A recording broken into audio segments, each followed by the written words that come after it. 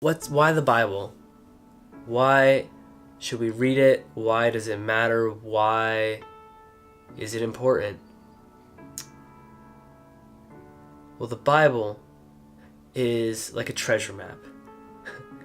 In Proverbs 2, it says, "If you seek for me as for silver, if you look for me as for hidden treasures, then you will find God." You will finally know and experience a relationship with him, and you will suddenly understand what it means to fear God. Because fearing God is simply being in awe of his goodness and saying, "I want to follow you forever. What do you want me to do? You're so good.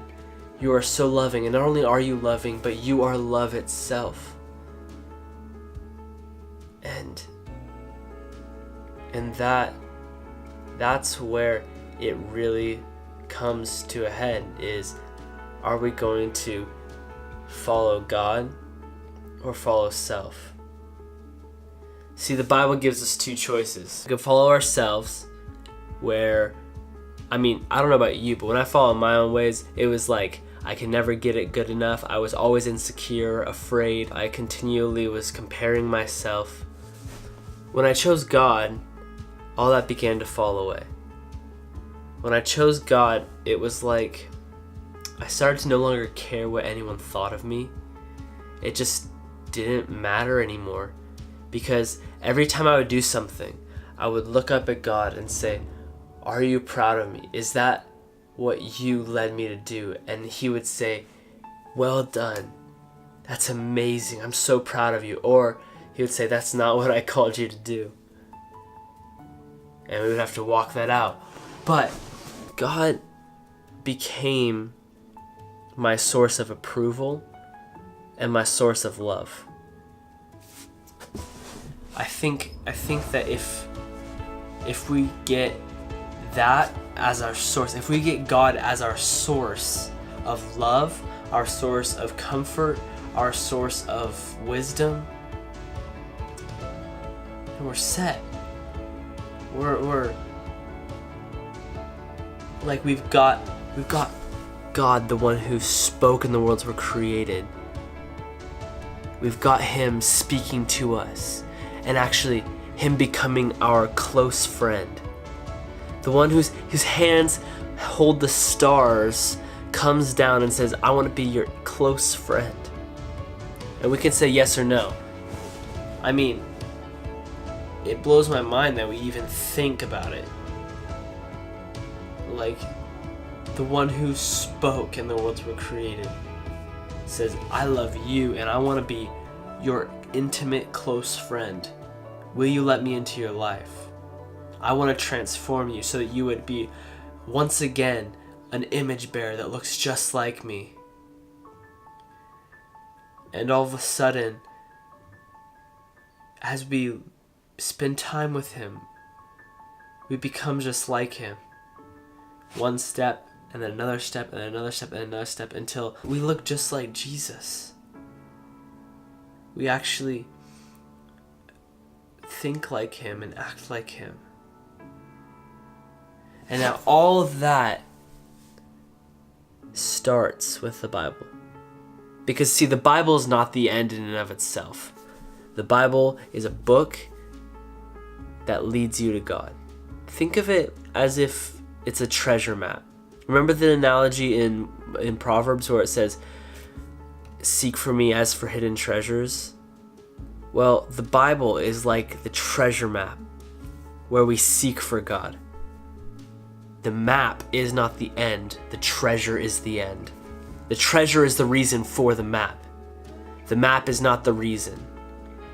Because the map leads you to the treasure. And the treasure is knowing God. See, in John 17:3, it says, "This is eternal life, to know God, and to know Jesus Christ, who he sent." This is eternal life. This is the quality of eternity, is to know God. Because see, God is so much better than we ever thought. He's not like your friends. He's not like your mom. He's not like your dad. He's the one who spoke and the worlds were created, the one who numbers the hairs on your head, the one who designed the leaf to receive sunlight, create energy, put out oxygen, and then fall on the ground, and then the tree does it over again. The one who created the cells in your body. Our body has approximately 100 trillion cells in it, and then each cell has approximately 100 trillion atoms in it.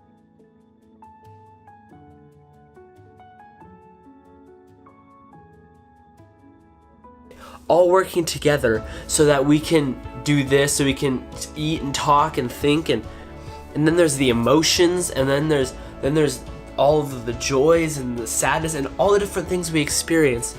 God created. The Bible's also, it seems like an owner's manual, where we look at it, and if we ask God to help us to understand, He speaks to our hearts, and as we read, we actually realize, oh my gosh, that's who I want to be. That's what I want.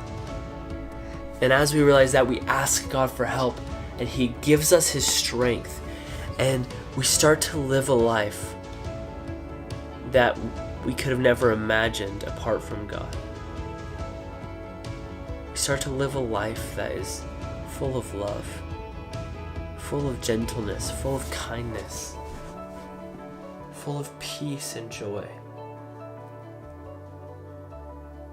All the things that we look for all our lives, they're summed up in knowing Jesus. So if you're looking to fulfill that ache and that longing in your heart for something more, I promise you it's Jesus. I promise you it's Jesus. If you say yes to God, if you say, God, I want to know you, I will follow you all the days of my life. Help me to live like you lived on this earth. He will answer you. He will. And when He does that, your world will flip upside down. You'll finally realize why you were made. To know God. To experience His love. And then to give that love into the world.